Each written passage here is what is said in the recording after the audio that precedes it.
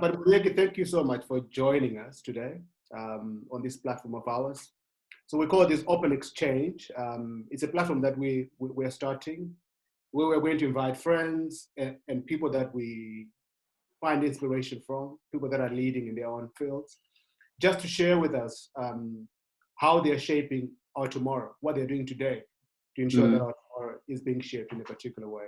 Yeah, so OpenXChange is really about that. It's an exchange of ideas. It's asking questions that we find pertinent in our times, and just trying to find ways to share as much as we can.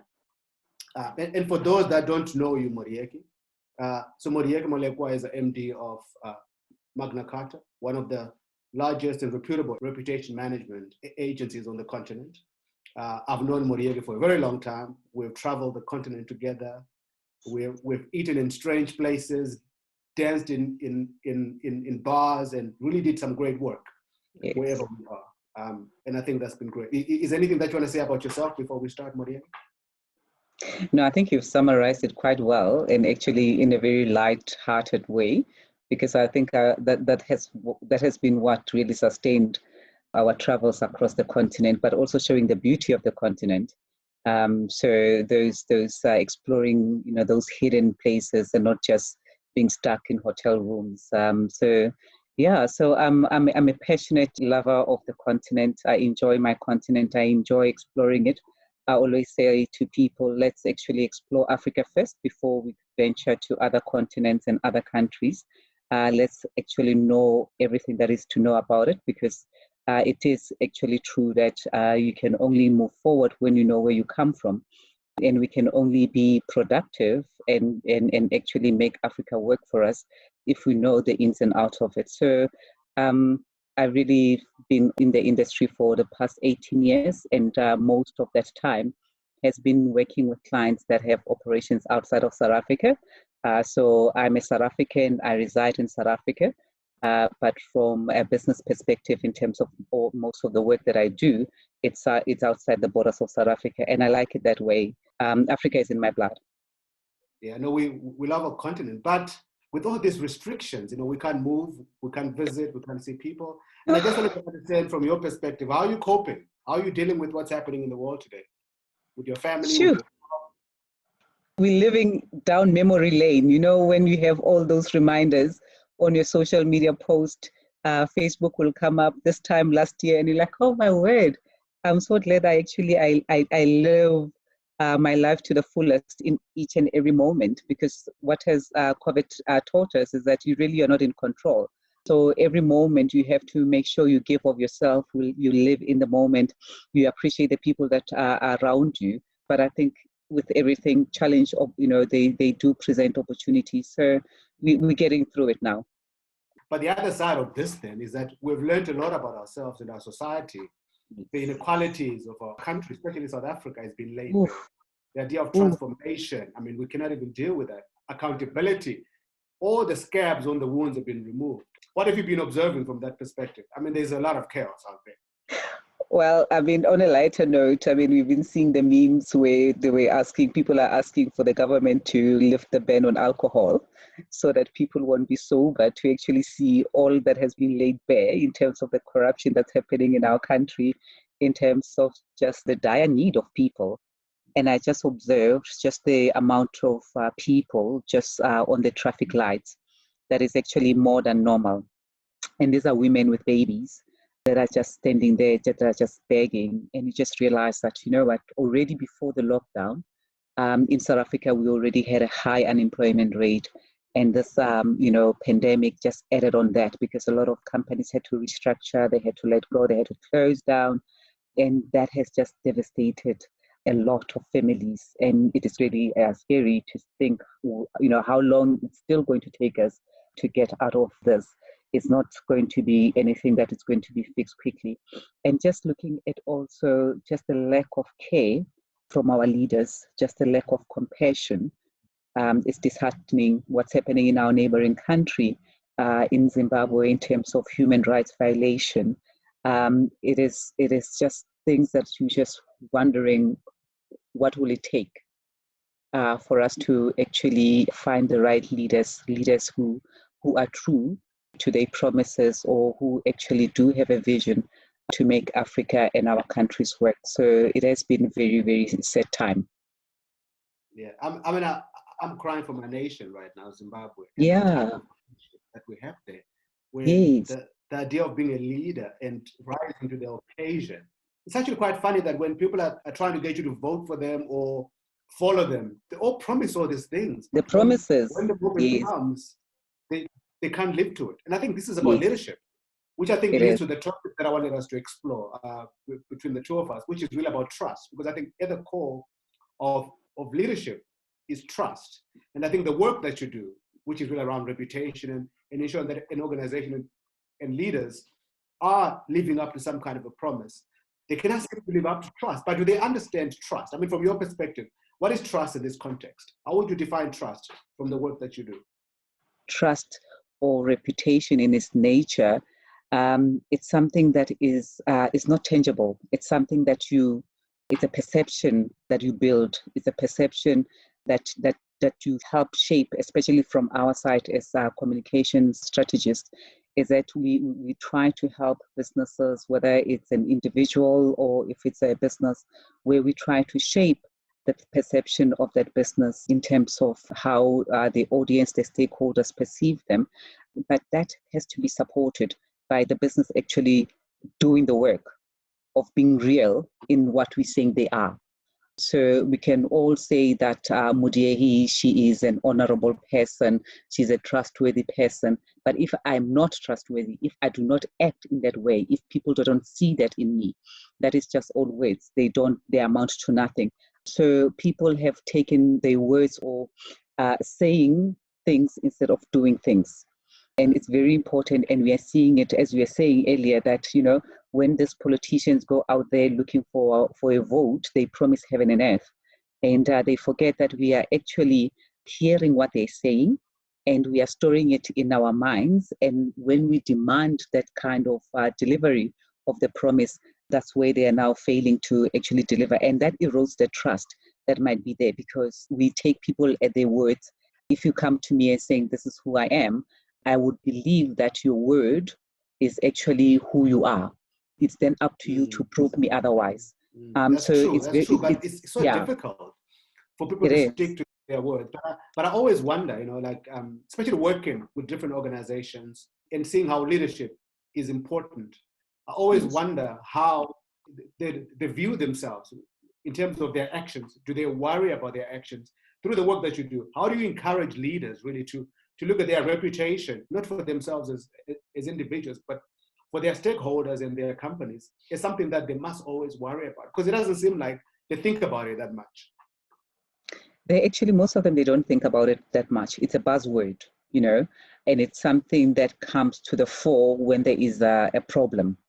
When now there is a crisis, then people worry about it. You can even see with people's KPIs and everything, it's all about numbers. It's all about profitability and all of those kind of things that you cannot necessarily put any value to it.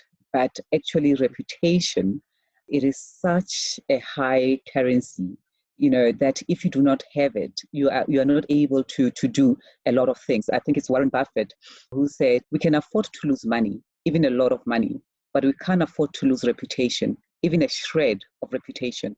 Because once you lose that, you will not be able to retain or to attract talent. You will not be able to do any business. But as I said, most organizations, they don't take that seriously. Even our function, you'll find that it's not seen as a strategic function, because the value of what you do is not necessarily monetized. They don't see it in the bottom line. It's like, why are we spending so money on these people? I would rather, I can go entertain clients somewhere. But what do you do when you entertain those clients? Something gets recorded, and it's out on social media, and people are saying things about you. All of a sudden you realize that, what, actually we all live in a glass house, and everything that you do is never hidden.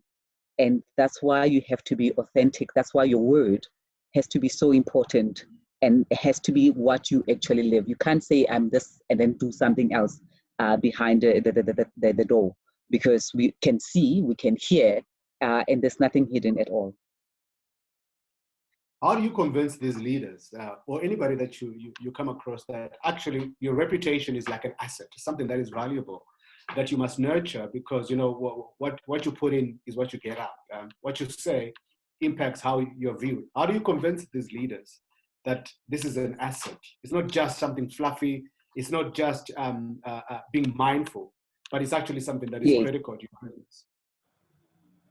Well, I think in recent years, and a lot of case studies have helped, you know, where you've had big businesses suffer, you know, reputational losses, and then their value dropped, you know, whether it was your Uber CEO who was accused of sexual harassment and he had to be fired.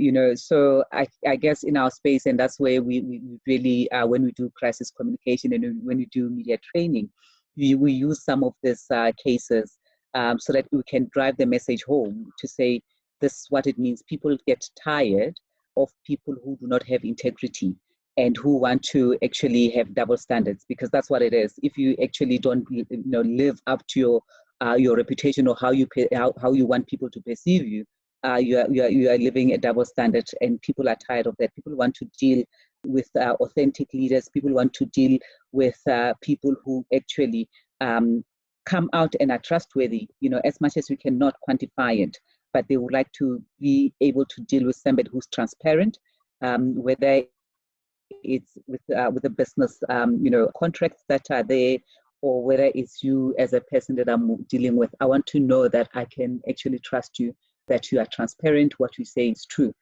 So we've got lots of those case studies. I think from a leadership point of view in the political world, there's quite a lot. I mean, right now, I mean, in South Africa, we came out of nearly 10 years of a disastrous leader. The American people are going through that with their current leader right now. So if we were to compare Trump and Obama, it's chalk and cheese. So there are so many examples that actually help us to drive the message. A number of leaders right now, I think they are realizing the importance of maintaining a good reputation.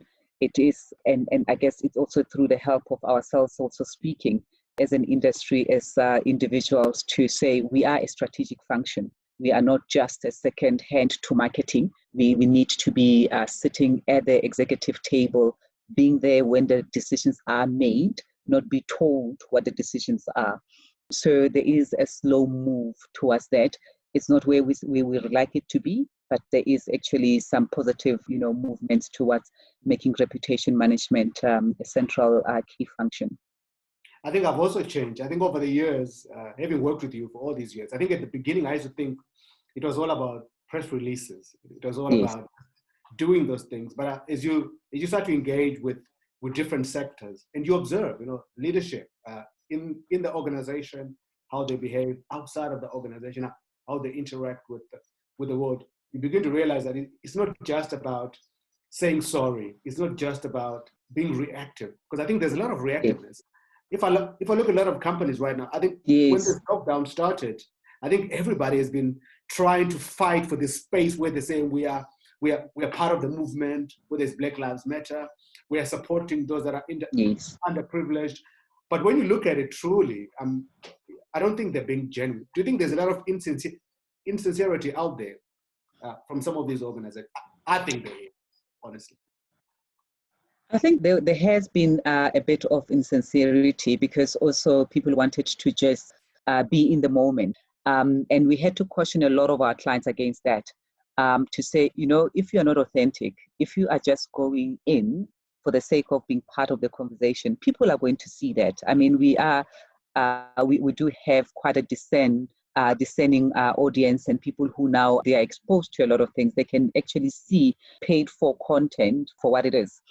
So we had to step in and had to guide in terms of how do we interact and how do we engage during this time. And also not necessarily being part of every conversation, because that's another problem with a lot of brands. They think because there is a big attention that is paid on a particular conversation that they have to be part of it, you know, and not necessarily looking at, is it relevant to us, or what could be the possible backlash to us?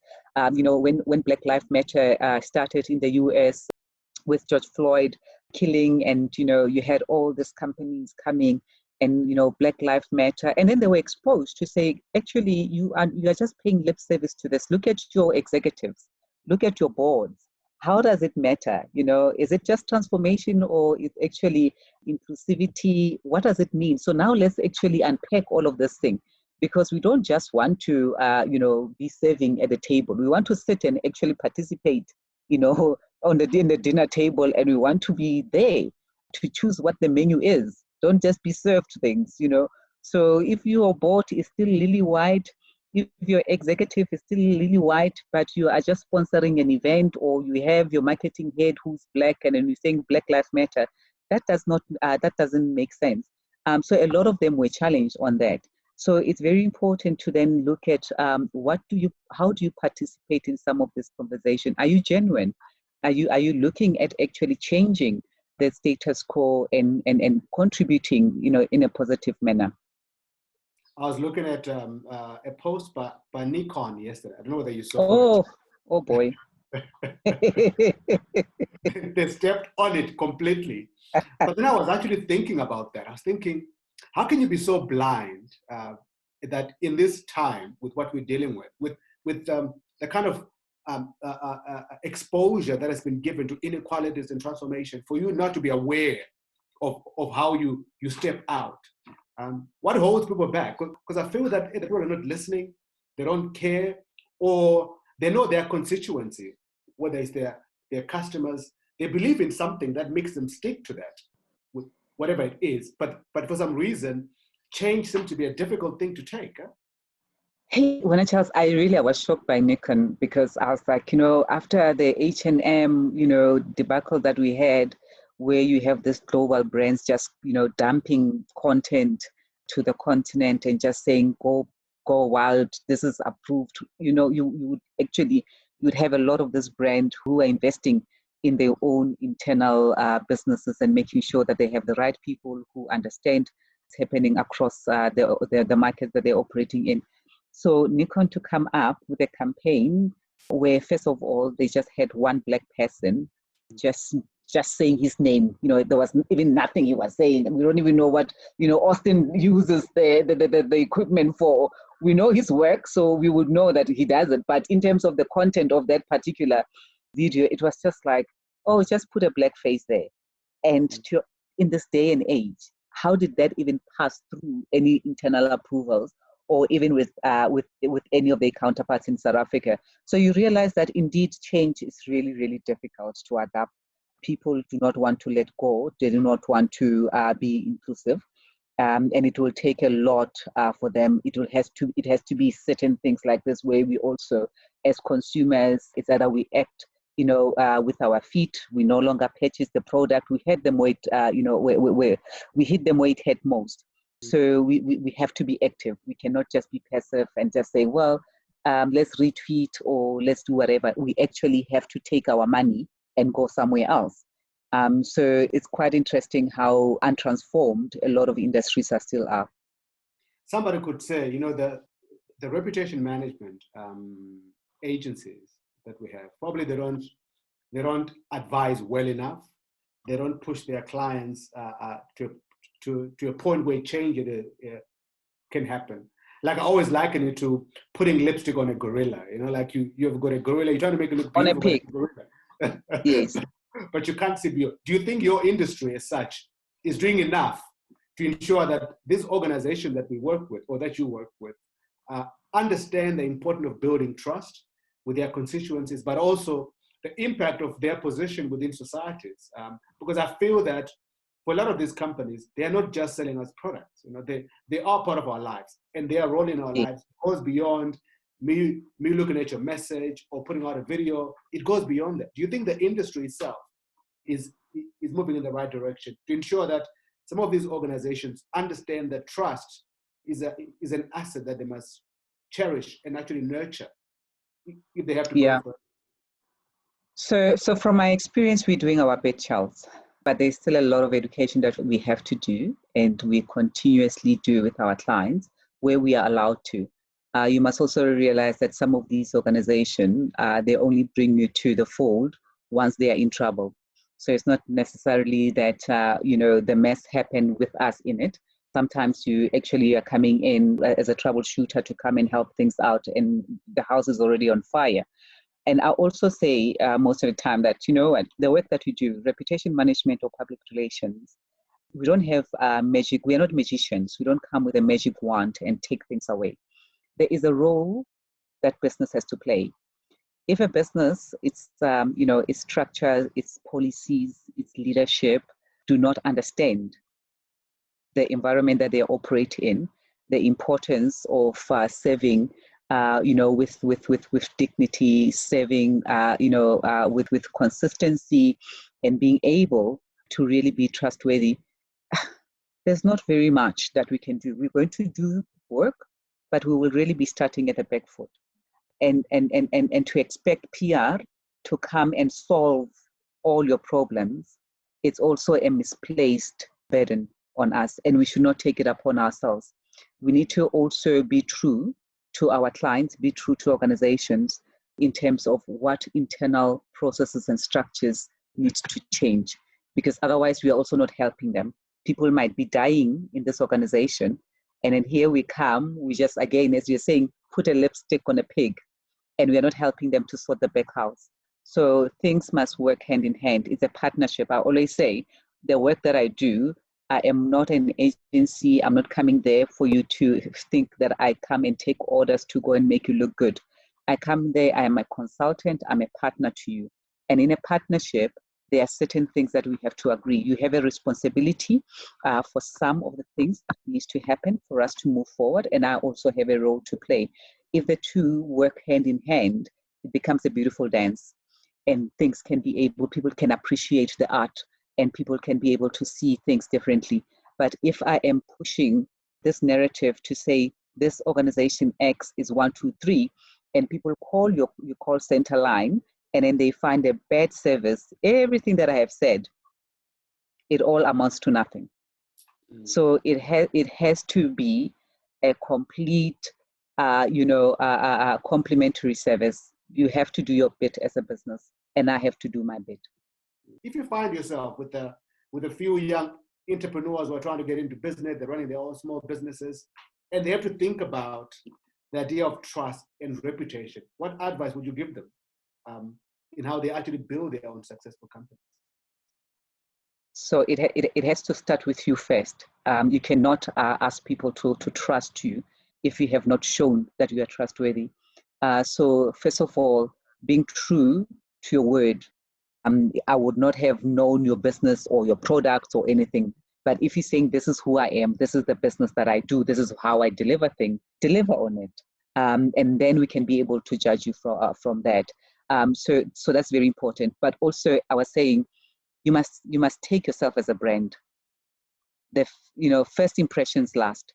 So don't think that, okay, when I make money, then that's when, people can start believing me, trusting me, and all of those kind of things. Just being clean goes a long way, and just coming in and saying, this is who I am. You don't have to be flashy. You don't have to be anything. Just to be presentable and to be able to convince the next person that we are dealing with to say, this is who I am. This is what I would like to do. That's important. Also, make sure that you know your story. You have researched your work. You know what you are bringing to the table. But I think we had a great conversation. Thank you. I appreciate your words and your perspectives on not just organizations, but people in life and society and families. I think we need to take those things into account, because we forget that all these people that we look at, whether they are government leaders or corporate leaders, they come from somewhere. And what's happening in that background? What's happening in that background that is creating these people that when we look at them, trust becomes something that is not even a currency anymore. So I really appreciate that and your input from that perspective.